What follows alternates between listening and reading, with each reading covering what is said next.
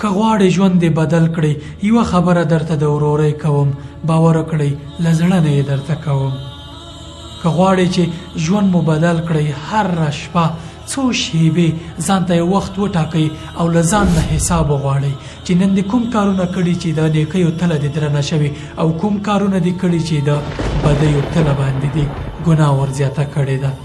که تاسې همیشه له ځان سره حساب کتاب وکړئ، نیکي او بدي مو پرتله کړئ، باور وکړئ له دنیا به په پاک حساب باندې الله پاک ته ورځئ، او د الله تعالی په مقابل کې به داسې درېږئ چې ګناه مو کم او نیکي مو زیاته وي. ځکه هره ورځ به تا ځان سره حساب کړی وي.